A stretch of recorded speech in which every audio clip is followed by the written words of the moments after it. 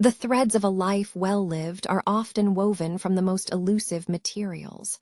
They resist easy definition, much like the shimmering smoke rising from an Athenian brazier. For so long, we accept that good is measured by visible markers, the weight of coins in a purse, the height of one's office, or the swell of a crowd's applause.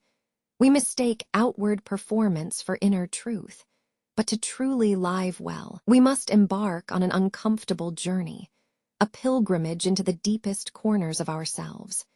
It begins not with grand pronouncements, but with a single, persistent question. What is truly worth possessing? What defines a life that matters, long after all accolades have faded? The old philosopher watched us argue.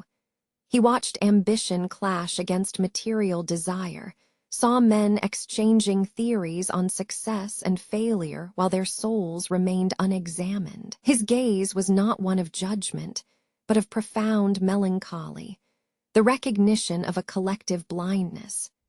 We were masters of the surface world, yet we seemed utterly bewildered by the depths of our own being. To him, all these elaborate debates about law, commerce, or reputation felt superficial, like scribbles on wet papyrus that would dissolve at the slightest breath. He taught us that if we build our entire sense of self upon external pillars, on the favor of a patron, the shine of imported goods, or the power afforded by rhetoric, then we are building on sand. The structure is magnificent to behold in daylight, but it will collapse utterly when the first tide of genuine doubt arrives. The challenge was clear. Look inward. Examine the premises upon which your daily existence is built. Do you act out of deep conviction or merely to avoid criticism? Is your pursuit knowledge for its own sake, or simply a commodity to be traded at the next assembly? This initial questioning feels unsettling because it challenges our most comfortable lies. It forces us to confront the reality that perhaps we have spent so much energy maintaining an illusion of competence that we never truly asked ourselves what we are competent at being. We rush through life, believing that mere activity equates to meaning. But Socrates gently suggests otherwise. The self is not a fixed monument. It is a landscape constantly shifting under the passage of time and thought. And if we fail to map this interior terrain, wandering only by the paths set by others' expectations, we risk becoming ghosts in our own narrative. The greatest tragedy, he implies, is not failure in public life, but neglect of the inner citadel. The initial struggle was always one of prioritizing, worldly gain versus spiritual wholeness. It was a battle for allegiance, and Socrates held nothing back from calling out the absurdity of it. He pressed us until we could no longer hide behind consensus or tradition. The veneer of civilized life began to peel away, revealing raw questions beneath, questions that were inherently dangerous because they demanded an honest answer. The first lesson whispered on those Athenian streets was a radical redefinition of wealth. True wealth was not measured in drachmas, but in the clarity of one's thought and the purity of one's intention. It lay within the governance of the self, the ability to discern what is truly good for the soul, regardless of what society deems profitable or acceptable. It was a burden this quest for definition placed upon the individual. To know oneself is an exhausting endeavor, requiring constant intellectual vigilance. We are taught from youth that conformity equals safety, and deviation means ostracization. But Socrates insisted that such superficial security buys nothing that the soul cannot give itself. He forced us to realize that living merely within society is fundamentally different from truly belonging to oneself. The echoes of those early conversations resonate through centuries because they hit upon a fundamental human truth. Our inner life, our capacity for self-reflection, is the single most valuable and vulnerable resource we possess. Everything else, our titles, our relationships, even our physical comfort, is merely borrowed matter. To prioritize them above the steady tending of the soul is to build an exquisite cage for oneself. The Athenian sun beat down upon the marble courtyard. It was an afternoon destined for conversation, a gathering where men sought to demonstrate their worth. They gathered in groups, the wealthy merchant discussing his latest trade, the statesman recounting his victories in council, the skilled poet reciting verses of unmatched beauty. Each voice rose with conviction, each hand gesturing as if to prove their own impeccable value. Socrates walked among them, not participating in the boasts, but observing the patterns of pride and pretense that filled the air. He watched a man describe his magnificent estate, detailing every column and tile, convincing everyone present of its immense worth. Then he moved to hear another speak of laws passed, listing the titles and powerful names associated with his governance.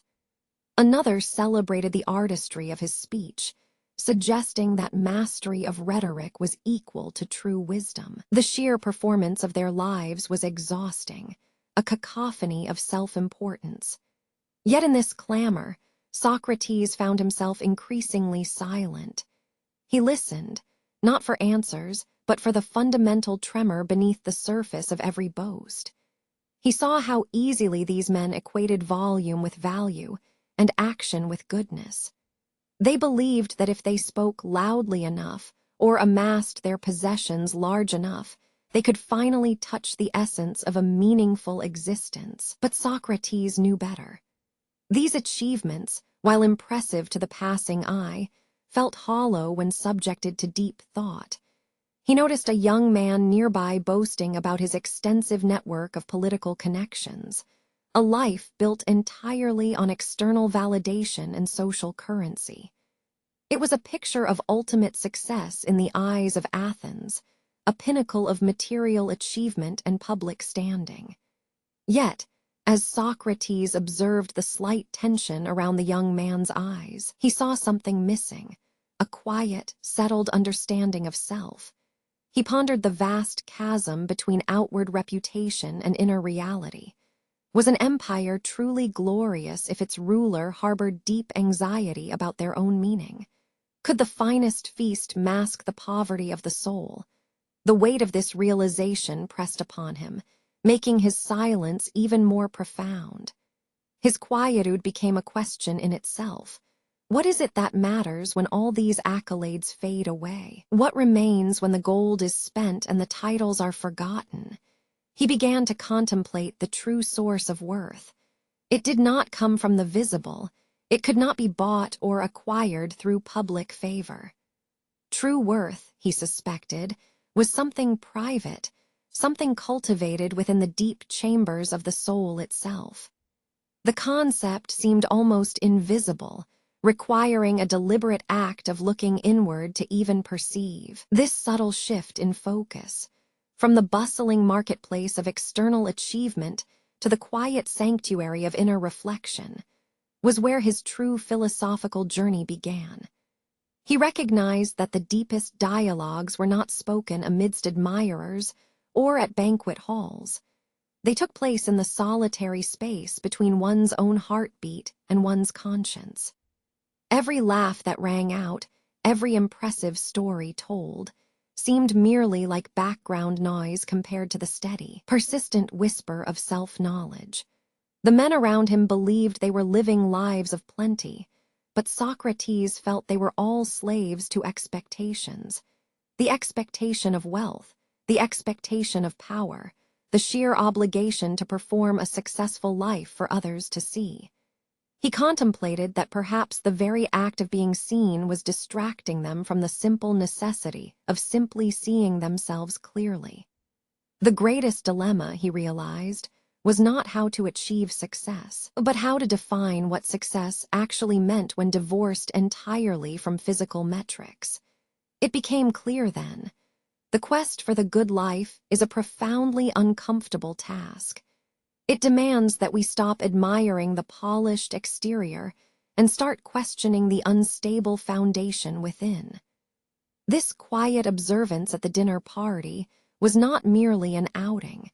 It was a philosophical litmus test, exposing the gap between what people proclaim to be true and what their inner selves genuinely hold as valuable.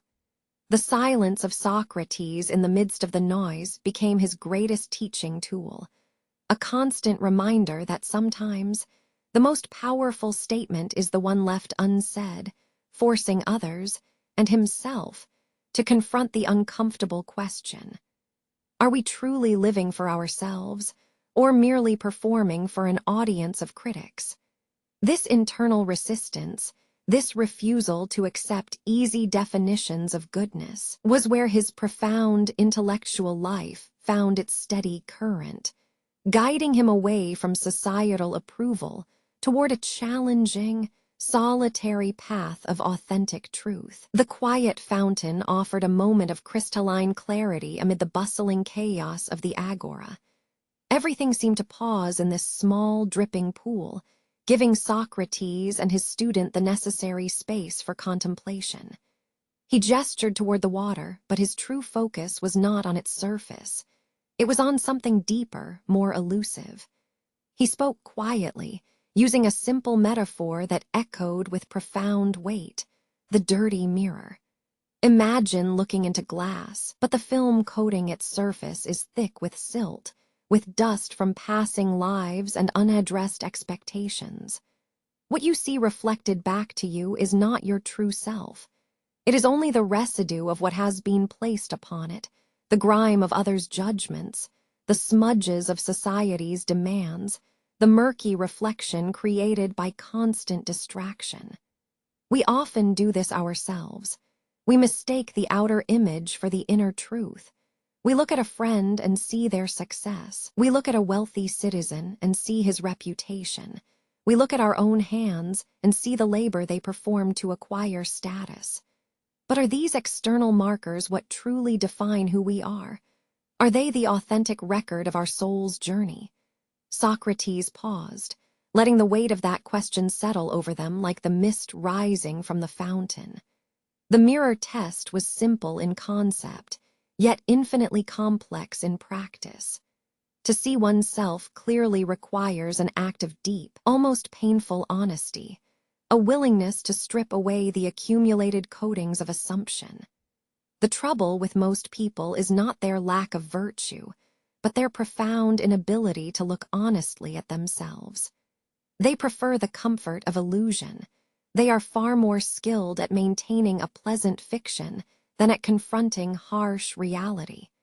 It is much easier to point an accusatory finger outward, to criticize another man's lack of knowledge or fortune, than it is to examine the deepest, most guarded corners of one's own mind. Think of your life as such a mirror. When did you last take the time to cleanse its surface? Were you merely reacting to what others expected of you? Did you smile at a party not because the moment was genuinely joyous, but because that is how a respectable person should behave? The journey toward self-knowledge begins with acknowledging this film of dust. It is often built layer upon layer. First, the expectations of family. Then, the dictates of your peer group. Next, the cultural scripts handed down through generations. Each layer seems necessary for belonging, yet each one subtly obscures the original reflection, the unadulterated light of your own true character. This realization brought a specific kind of discomfort to his student. The comfort zone, Socrates explained, is never actually a place of peace. It is merely a richly decorated prison cell built from unchallenged assumptions. To step out of it is frightening because you do not know what the actual landscape looks like without the protective haze of convention. The goal, then, was not simply to know that one should be truthful, but to possess the practical wisdom, the phronses, to live truthfully in a world designed for pretense. It is a persistent practice, demanding constant vigilance against the smooth siren call of easy answers and visible achievements. Because if we are always seeing ourselves through others' eyes, our internal compass becomes hopelessly skewed. We become expert performers of roles rather than navigators of an authentic self. The tragedy of Athenian life, he hinted, was not that they were materially poor, but that many were spiritually bankrupt, their inner lives dictated by the fluctuating tides of public approval. The mirror, therefore, is not a tool for vanity or confirmation. It is a demanding instrument of truth. It forces us to confront the uncomfortable question. When no one is watching, when your titles fade and your wealth dissolves, what remains? What core essence whispers back at you that cannot be bought, sold, or boasted about? That whisper, that deep, quiet knowing, that is where true meaning resides. It suggests a shift in focus, away from the grand public stage of achievement and toward the solitary, quiet chamber of the soul. The pursuit of good is not a journey to reach some distant pinnacle. It is the painstaking work of clearing the glass right here, right now, so that you can finally see the unadorned brilliance of who you truly are. And this seeing, this clear vision, is the only genuine foundation for a meaningful life. We have traveled far with Socrates' profound inquiries. We have questioned the value of gold, observed the shallow displays at the dinner table, and even stared into the misleading glass of assumption. Now, we reach a silence that is more loud than any debate. It is the moment of pure self-confrontation. The air itself seems heavy with expectation, urging us to speak eloquent defense of our chosen lives, to rationalize the hours spent accumulating accolades or wealth. But Socrates turns inward, shifting the gaze from the crowd to the solitary soul standing within oneself. He poses a challenge that is both gentle and utterly unforgiving. What good is it to live simply by going through the motions? What meaning resides in the rhythm of habit alone? He speaks of the life unexamined, a life that moves through days on autopilot, dictated not by deep conviction, but by established routine. The morning commute, the predictable labor, the social performance required before dinner. These are the threads of a tapestry woven without conscious thought. Such a life is not lived. It merely happens. It drifts past us like mist across a river. The philosopher reveals that this automatic existence, while comfortable in its predictability, is inherently wasted. To spend one's limited span simply reacting to external stimuli, to accepting the demands of others or the inertia of custom, is to deny the fullness of being. The true measure of human experience, he suggests, cannot be found on a ledger book or etched into a monument. It must reside in the quality of inquiry itself. Imagine the architecture of your own mind. It is not merely a receptacle for memories and learned skills. It is a vibrant landscape waiting to be mapped by deep thought. To let that landscape fall into neglect, to allow weeds of assumption, social pressure, or sheer convenience to choke out genuine curiosity, is to accept intellectual poverty. The wisdom he demands is the radical act of stopping long enough to listen not to the clamor of the marketplace, but to the quiet whisper rising from your deepest self. This examination is painful work.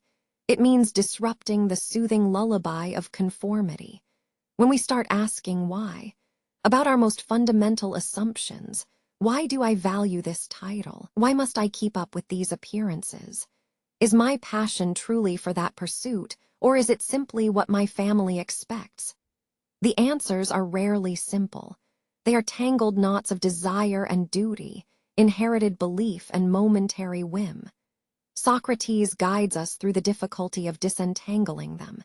He shows us that many of the things we take as fact, our own motivations, the nature of justice, even our emotional responses, are built upon shaky, unproven foundations. To confront this internal unknown is to face a tremendous void.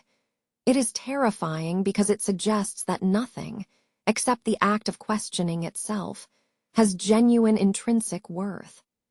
Everything else, everything we have accepted as sacred and solid, must now be subjected to scrutiny. This necessary discomfort is the gateway to wisdom. It forces us into a deep, conversational partnership with our own inner being.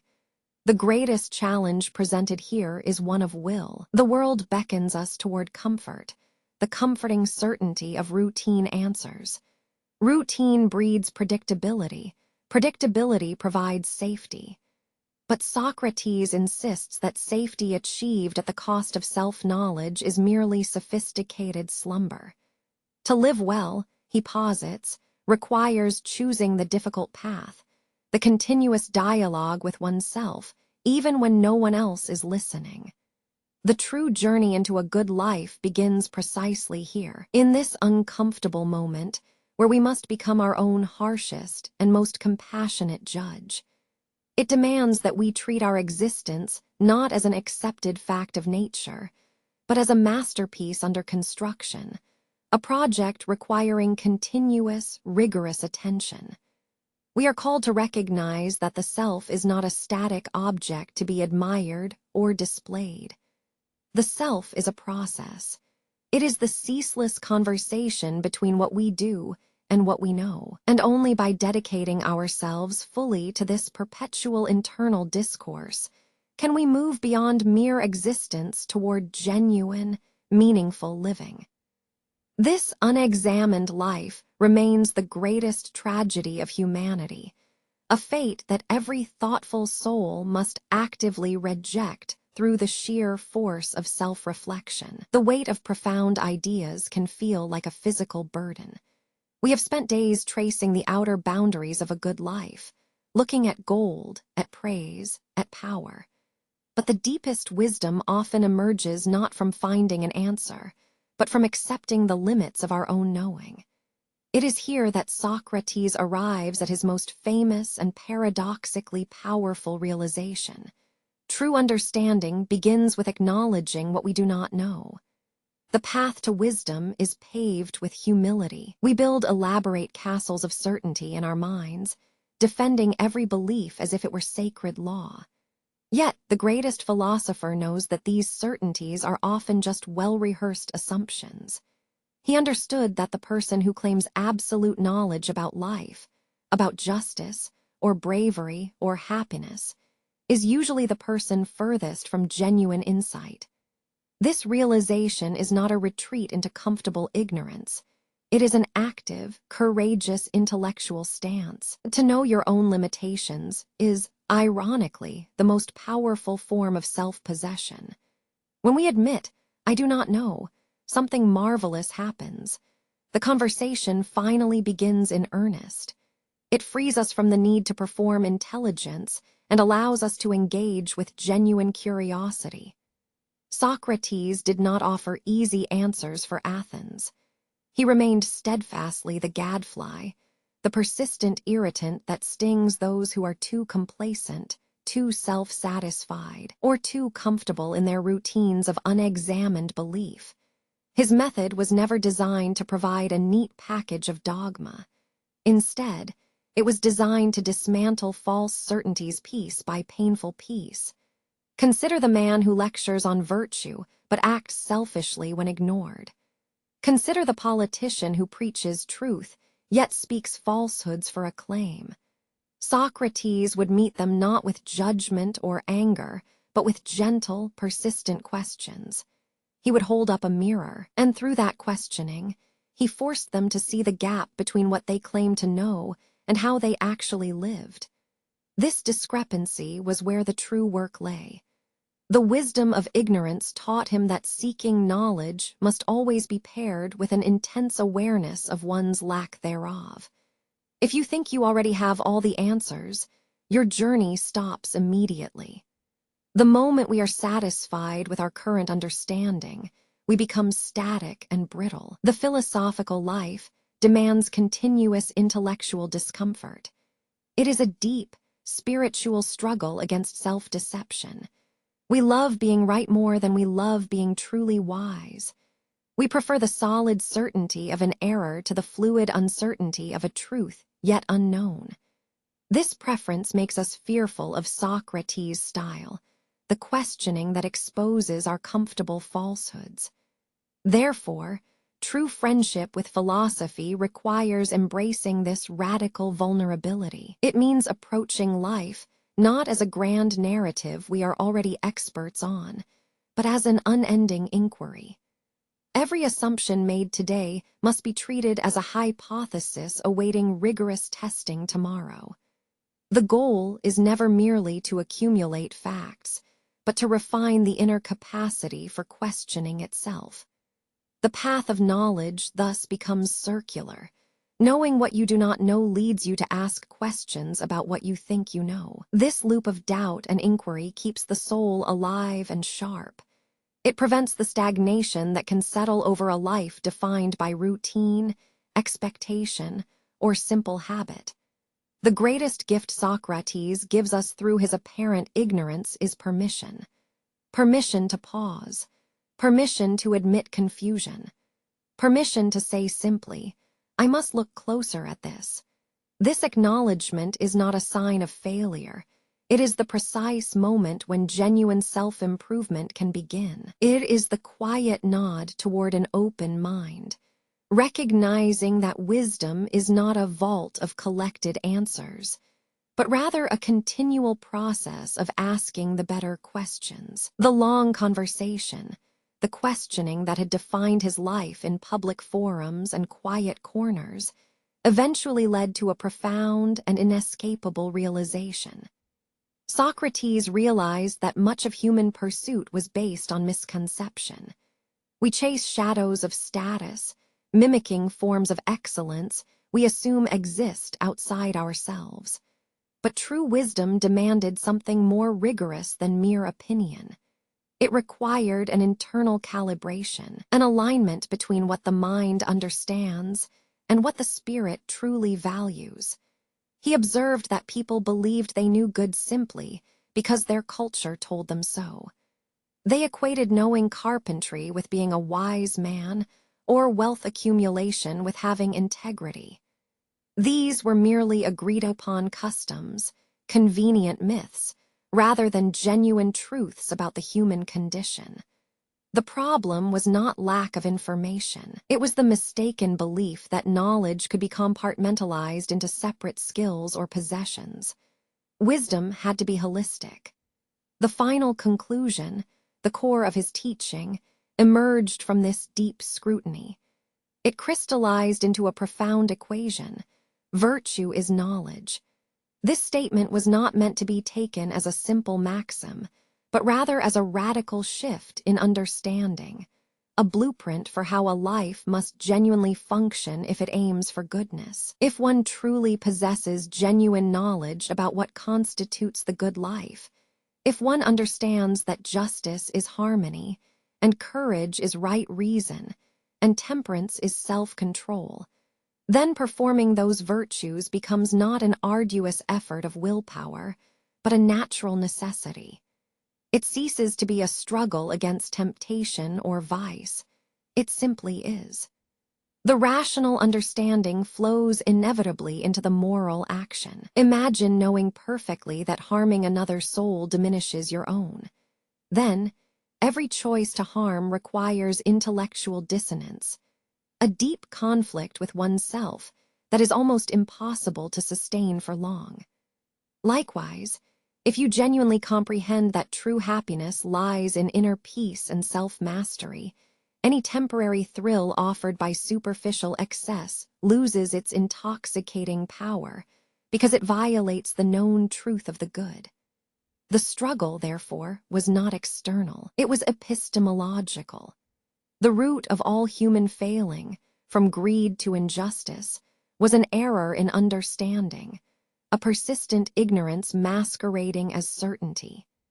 A person acting unjustly is simply a person who has mistakenly believed that such action serves their highest good, because they have mistaken passion or habit for fundamental truth. This meant that the path to ethical living was fundamentally a process of refinement of the soul's capacity to reason. By relentlessly questioning our assumptions, by engaging in the painful yet purifying dialogue of self-examination, we slowly chip away at these foundational errors in judgment. We learn not just what we ought to do, but why it is necessary for the flourishing of the entire being. The pursuit of goodness, then, becomes synonymous with the rigorous cultivation of knowledge itself. It demands intellectual humility, the persistent willingness to admit, like the gadfly, that you might be wrong, even in your deepest convictions. It means favoring dialogue over decree, questioning assumption after assumption, until only the bare structure of reasoned truth remains.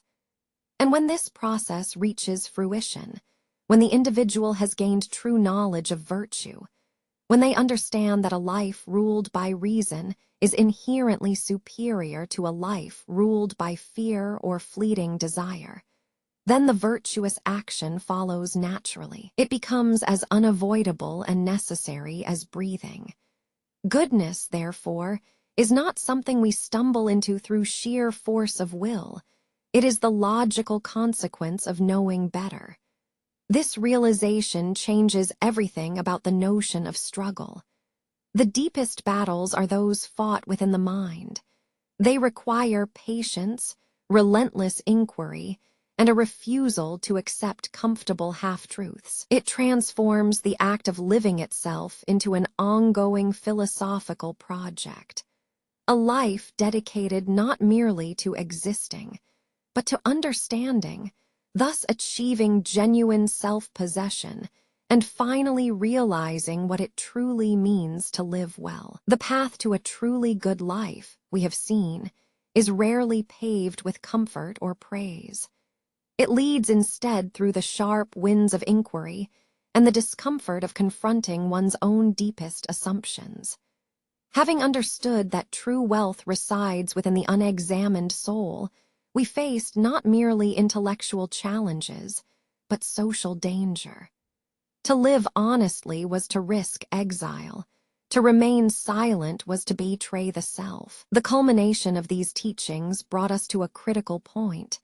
Integrity itself became a matter of survival. Socrates, who had always pursued truth with relentless curiosity, now found himself facing charges, accusations that were not about his deeds, but about the sheer force of his questioning. He was condemned for corrupting the youth and impiety, an intellectual charge far more insidious than any criminal one. The accusation itself became a profound philosophical dilemma. Was it better to protect his life by retracting his teachings, by agreeing with the comfortable consensus that sought only peace at the cost of truth? Or was he bound to continue questioning until his very last breath, no matter the earthly cost? This moment represented the ultimate confrontation between outward acceptance and inner conviction. The world offered him a way out, a path of least resistance, but it demanded silence, the suspension of his lifelong mission. To save himself meant becoming something less than what he was, an eloquent, questioning soul who believed the unexamined life was not worth living. The pressure mounted, forcing a choice that transcended mere self-preservation. It became a pure examination of values. If one's principles are merely convenient guidelines, they crumble under the weight of injustice. But if those principles define the very core of being, if knowing the truth is more sacred than breathing another breath, then silence is a form of death. He wrestled with this choice not in anger, but with painful clarity. He understood that his mission was not just about correcting flawed individuals. It was about upholding a way of life, a commitment to relentless self-improvement and critical thought. And if society deemed this process dangerous, then the fault lay not with him, but with the unready hearts of men. This inner struggle revealed a radical truth, that the self must be capable of valuing principle above survival. The true test of character arrives when everything material, comfort, reputation, safety, is removed from consideration. What remains? Only the inviolable core of who we are. It is in this crucible of adversity that the deepest understanding of the good life finally crystallizes. It is not a state achieved by accumulating goods or winning arguments. It is a defiant stance taken in the face of inevitable pain. The good life, therefore, is fundamentally an exercise in moral courage, the sustained ability to align one's internal beliefs with external action, even when that alignment carries mortal risk. The initial goal was self-knowledge, but this suffering elevated that goal. Knowing oneself meant acknowledging one's commitment to justice and truth above all else. It meant recognizing the inherent value of the questioning spirit itself. This process led him through the most profound meditations on endurance.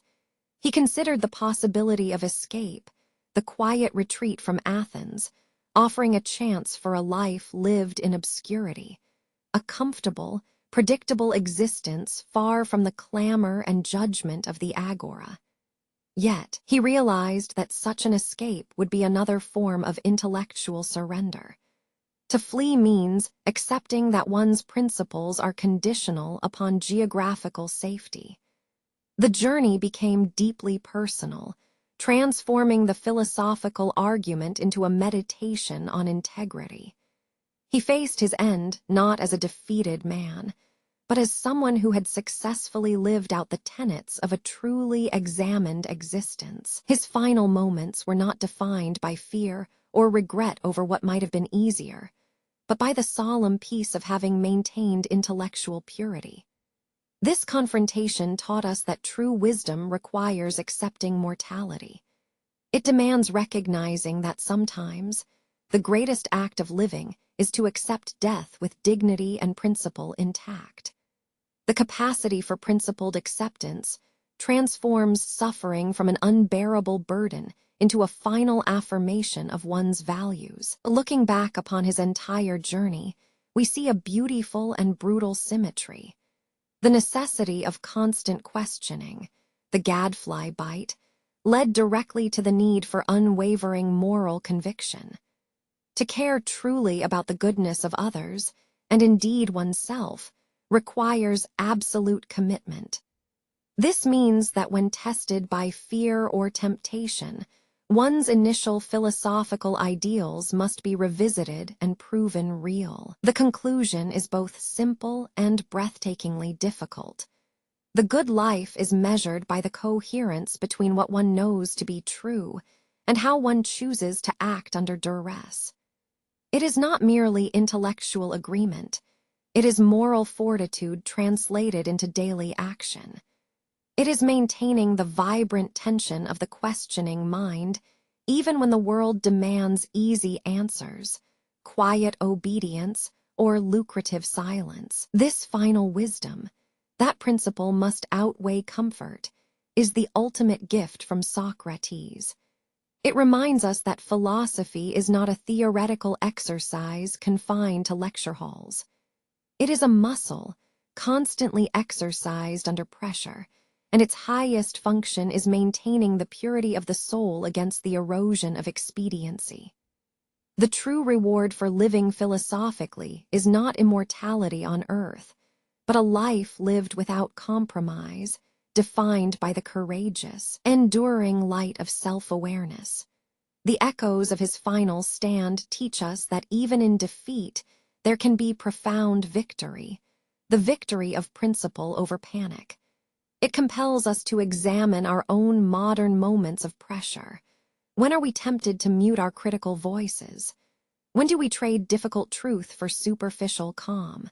The ultimate meaning remains the same: to live a life whose greatest asset is not what it possesses, but its unblemished commitment to seeking understanding and acting with virtue. The good life, then, is defined as continuous ethical self-improvement, maintaining an unwavering dialogue between the mind's inherent drive toward truth and the soul's need for moral consistency, regardless of the personal cost. The echoes of accusations still clung to him like dust. Socrates found himself at a crossing point, not merely geographical, but one carved by the deepest fault lines of the soul. On one path lay safety, silence. It was the appealing, quiet reassurance that came from simply agreeing with the crowd, from saying nothing at all when the cost of speaking felt too high. This path promised comfort, an end to struggle, a return to ordinary life, however compromised that life might be. During his time in exile and through the escalating accusations, Socrates had lived with the constant weight of choice. He was constantly forced to weigh two opposing forces, the immediate protection of his body and reputation against the unwavering demands of his inner self. Every public moment, every hushed conversation, presented this terrible calculus. Should he preserve his skin, or should he honor the truth that demanded its difficult voice? The pressure mounted, transforming a philosophical debate into an issue of sheer survival. They accused him not because he practiced wrong deeds, but for thinking too much, for questioning the very pillars upon which society believed itself to rest. He was charged with impiety and corrupting the youth, charges that were fundamentally intellectual attacks. They were afraid of clarity. They preferred comfortable shadows. He stood in a space between cowardice and stubborn defiance. On one hand, the appeal of fear. Fear suggests compromise. It whispers promises of peace if only he will retract his principles, if only he will join the chorus instead of leading the questioning lament. It offers the seductive ease of being unremarkable again. Yet on the other side, calling him forward with a stern and unwavering demand, was principle. This path demanded speaking truth into darkness, even when that truth carried the weight of public scorn or private pain. It required him to confront not just the accusers before him, but the deeper, more primal fears within himself, the fear of being wrong, the fear of loneliness, the fear of death. Socrates realized then that this choice was far harder than any debate on ethics. Debates involve ideas. This involved his very existence as a moral agent. He questioned whether it was better to be outwardly accepted, but inwardly dishonest, or to face ruin with one's soul impeccably pure. The truth demanded that the integrity of the soul must always precede the safety of the body. If he compromised his principle for mere comfort, what did that say about who he truly was? Would a life saved through moral surrender truly be a life worth living? This internal battle was exhausting. It was the constant ache of maintaining a distinction between surface appearance and underlying reality. To yield to fear was to tacitly admit that appearances mattered more than essence. It meant prioritizing physical comfort over intellectual honesty. The greatest tragedy, Socrates saw, was not losing his life, but losing his defining character in the process of trying to save it through compromise. Therefore, the only way forward, the path dictated by his unwavering commitment to self-knowledge, was to choose truth, regardless of the immediate cost. Fear might offer temporary relief, but principle offered eternal alignment with the self's highest calling. This realization was a sobering moment of clarity. It settled upon him not as an act of defiance against others, but as a profound gesture of loyalty toward his own soul. He understood that the pursuit of wisdom was inherently risky in a world that values stability over truth. This choice defined him completely. To be a man who would rather face obscurity or death than live a life of unexamined silence. After the agonizing choices made in the courtyard, when the weight of principle had settled upon him like a heavy cloak, there came a stillness. It was not the peaceful quiet of agreement or victory, but a profound, deep calm born from accepting the inevitable turn of fate. Socrates stood at that crossroads, having seen both paths clearly, one paved with temporary safety, and another demanding absolute fidelity to the truth. Having chosen the harder way, the path dictated by his conscience and his unshakable belief in principle, he now faced the quiet conclusion. This inner dialogue was perhaps the most challenging of all, for it required him not just to endure external pressure, but to reconcile the outcome with the purity of his soul. The accusation itself carried a cold weight, a collective whisper from those who preferred comforting illusion over harsh reality. They had accused him not because he practiced visible wrongdoing, but because his persistent questioning disturbed their comfortable myths. His commitment to truth was seen as an assault upon social stability. In that silence before the judgment, Socrates underwent a final reckoning with himself. He examined the totality of his life, every question posed, every assumption challenged, every cherished belief dismantled piece by painstaking piece. Was he wrong? Had his rigorous pursuit of wisdom, his tireless examination of Athens itself, outweighed the bonds of community and the promise of quiet acceptance? The inner critic whispered doubt. The deeper philosopher responded with unwavering certainty. He understood then that the definition of a good life was not something granted by the city or sanctioned by a jury. It could not be measured by years served quietly or wealth accumulated far from scrutiny. If he bent his principle to survive, if he let fear dictate the cadence of his speech, he would lose something irreplaceable: the crystalline clarity of his own moral character. This was the crucial understanding, that some losses are non-material and cannot be compensated for by earthly gain. The acceptance that followed was not resignation, it was a definitive affirmation. It was the knowledge that having lived according to one's examined principle, even when faced with the ultimate threat of silence or disappearance, meant that the self remained intact. The integrity achieved through this difficult period surpassed any victory he could have hoped for. He recognized that true self-mastery was found not in escaping consequence, but in owning it fully. The murmuring voices and the approaching finality seemed distant now. They represented only external opinion, fleeting judgment cast upon a man who had long focused on an internal truth. His soul, purified by years of skeptical inquiry and fortified by this difficult choice, felt impossibly light, paradoxically carrying the immense weight of absolute conviction. He was no longer striving to convince the crowd or even himself of their eventual mistake. The work had been done within. The questioning had carved out a space in his being where certainty could not enter without passing through rigor and doubt. This inner peace was its own profound reward. There is a deep wisdom that acknowledges that sometimes the most courageous act is not to fight external enemies, but to hold oneself accountable to an internal standard.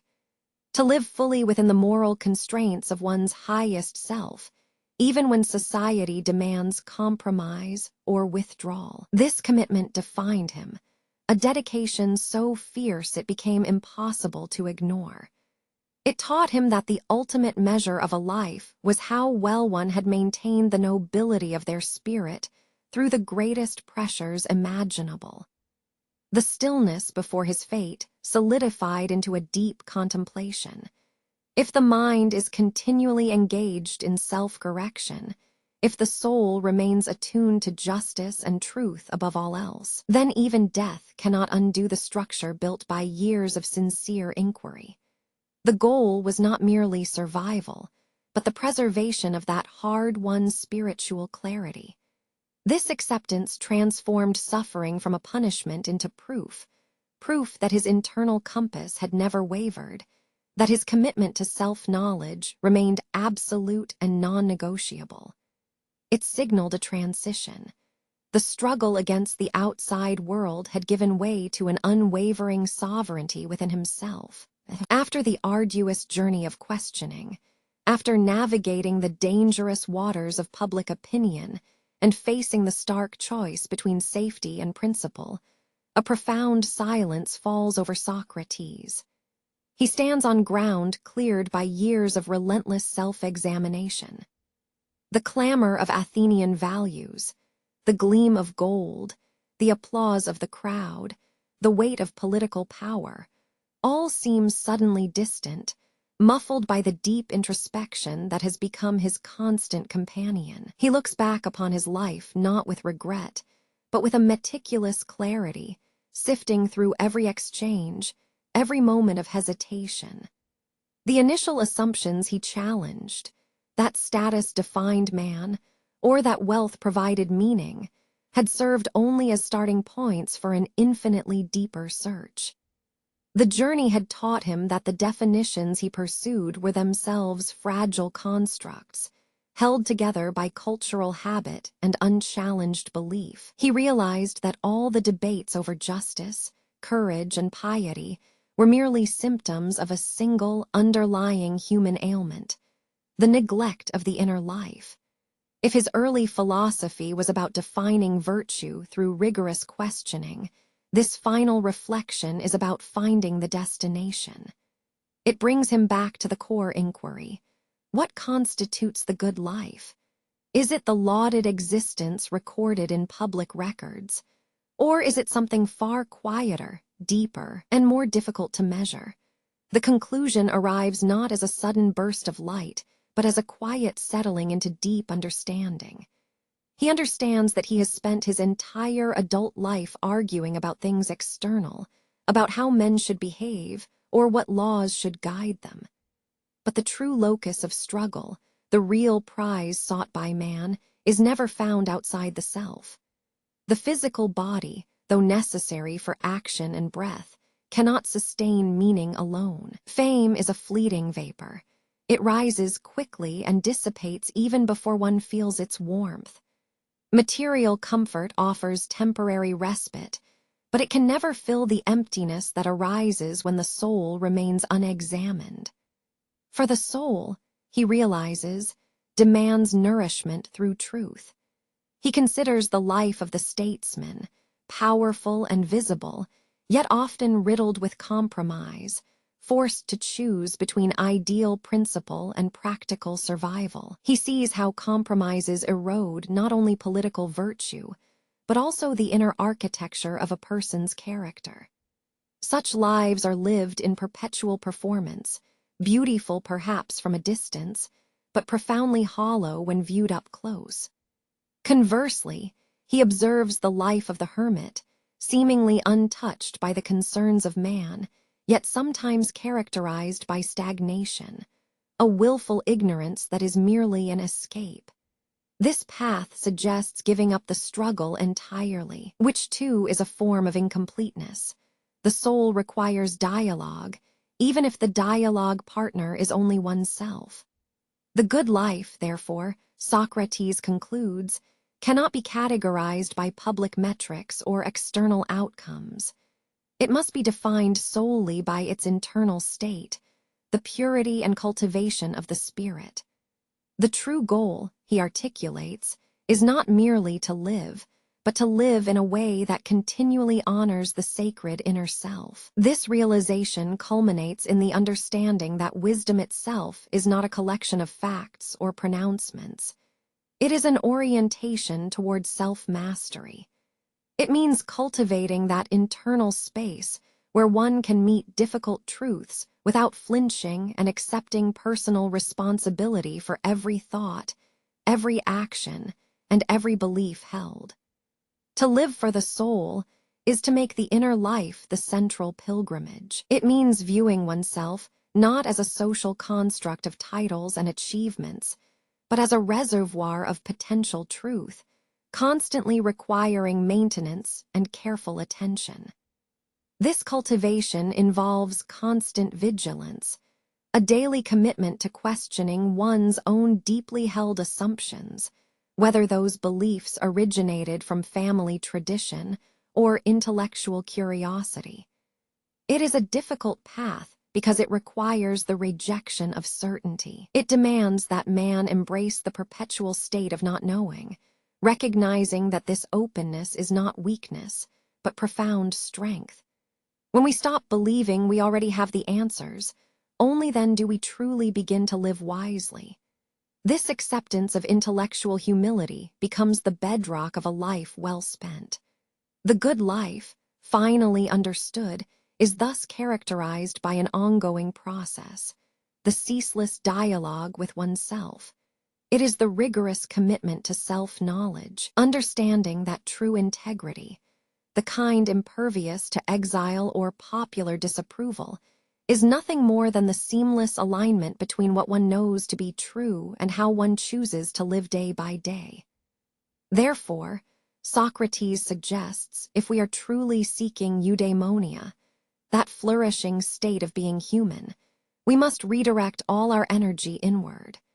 We must treat the soul not as an accessory to a body, but as its sovereign master. The pursuit of virtue is consequently transformed from a philosophical theory into a radical daily practice, the art of purification. It is the careful, disciplined work of chipping away at inherited biases, comforting myths, and societal demands until only the raw, self-examined truth remains. This sustained commitment to spiritual excellence is the ultimate measure of human worth, the singular true goal that surpasses all fleeting worldly glories. The final question, it seems, is not an answer. It is a continuation. Long after the dusty sandals of Socrates had creaked away from the Athenian forum, long after his legacy was codified in the careful words of Plato and Xenophon, the questioning did not cease. Instead, it merely changed its costume. It became the persistent hum beneath the noise of daily life. The great dialogue, the search for the good life, proved itself to be a process, never a destination. The struggle he articulated, the battle between transient external glory and lasting internal truth, was too vast to fit within the confines of an era or even a lifetime.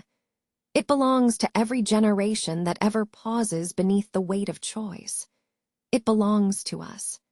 Today, we find ourselves in rooms filled with flashing screens, scrolling through lives curated for public admiration. We are still chasing echoes of status and fleeting approval, comparing our inner selves against the polished highlight reels of strangers. And perhaps this is the most enduring lesson of all.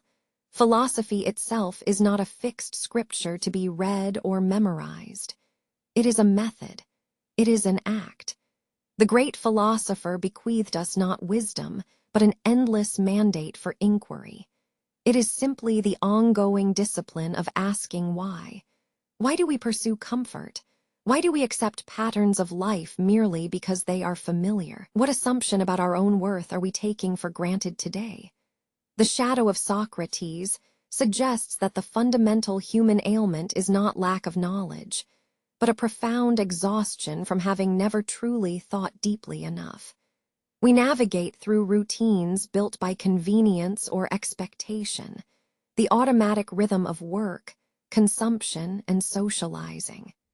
These patterns, while making life predictable, often leave our deepest selves under-examined, starved for real attention. To live the examined life is therefore to become a restless guardian of your own mind. It means turning inward with fierce honesty, confronting the whispers of societal pressure that tell you who you ought to be, rather than reminding you gently of who you are.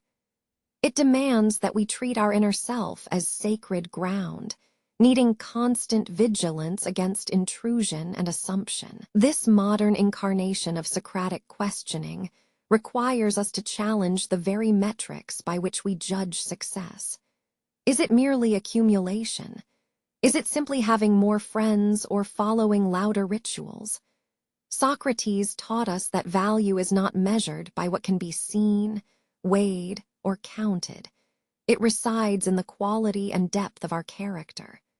It lives within the choices we make when no one is watching, in the moments where principle demands a cost. The journey he modeled, from dismissing external goods to affirming the supreme importance of an uncompromised soul, is fundamentally about cultivating self-mastery. It is recognizing that true freedom does not come from political change or material ease, but from internal alignment. When our values are clear, when they withstand the scrutiny of doubt, we find a bedrock of peace that no external force can shake. The legacy, then, is this: the profound question remains unsettled. We cannot draw a final line under the meaning of a good life, because that very search is the meaning. It is an eternal conversation, one that must be sustained moment by painful, glorious moment. It requires us to embrace our own potential for ignorance, the humility to admit what we do not know, and to maintain the critical distance necessary to question everything, even ourselves. So let us pick up the gadfly's sting again. Do not accept easy answers offered by comfort or tradition. Look closely at your habits, at your deepest desires, and ask, am I living a life of authenticity, or merely performing one for an invisible audience? The greatest luxury we can afford is not wealth, fame, or power. It is the uninterrupted time to simply think, to question, and to become more fully aware of the sacred dignity of the soul. That questioning, that constant, relentless pursuit of clarity, is the true, magnificent labor of a life truly well lived. The journey of inquiry often takes us across great distances, through crowded streets and quiet plazas. But the deepest paths we must walk are those that lead inward, the invisible topography of the self. If Socrates spent a lifetime questioning men about virtue, perhaps the greatest lesson he sought to impart was not an answer at all, but simply the unwavering act of asking questions itself. And so, time passes. The philosophical debate on Athenian streets fades into memory. Yet the question remains, echoing across centuries. What is the meaning of a life well lived? Is it found in accumulating knowledge or in applying wisdom? Did our pursuit of clarity mean that we found some ultimate, final definition for goodness? The answer, as always with Socrates, was not found in a book, nor inscribed on a monument. It lived instead, pulsing quietly, within the chamber of your own consciousness. It resides there, accessible only when we finally pause, when we stop merely reacting to the constant demands and flashing lights of modern life. Think for a moment about the rhythm of your day. How often does that rhythm feel preset? Automatic. You wake up, you perform a series of predictable motions. Check the phone, commute to work, engage in conversations of necessary courtesy, and then repeat. We become skilled at this choreography of existence. We mistake mere functional repetition for genuine engagement. The mind loves routines because routines offer an illusion of control and stability.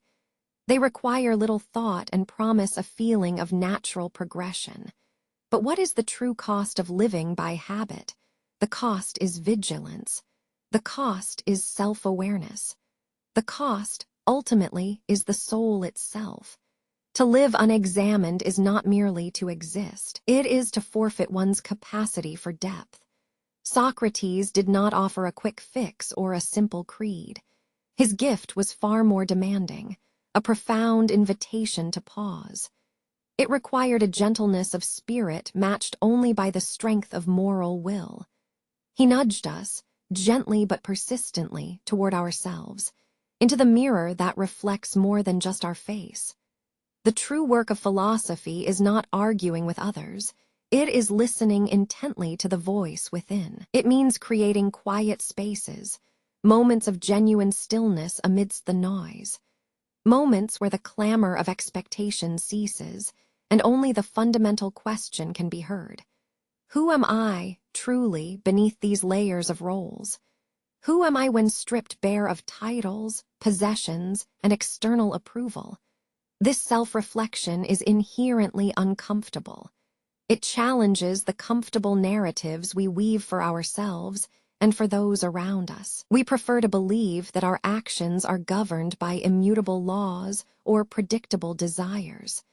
But Socrates showed us that these assumptions are often merely habits of thought, easily dismantled once scrutinized. The difficult journey into self-knowledge requires a radical act of surrender. You must surrender the need to be right. You must surrender the desire for quick answers. You must accept that in admitting your own lack of perfect knowledge, in embracing ignorance, you in fact open yourself up to the greatest wisdom. This gentle nudge is, in reality, a profound call to action. It tells us that life's deepest meaning does not wait at some distant summit or at the gates of material success. It is here. It is woven into the very fabric of your attentiveness right now. When you find yourself scrolling through feeds, comparing your life to an edited highlight reel of others, pause, breathe deeply. Recall that comparison only highlights external differences. It never reveals the integrity of your internal state. When you feel rushed, when you feel obligated to perform happiness or success for approval, stop. Remember the silence at the dinner party, where all the boasting was hollow against the profound weight of simply being.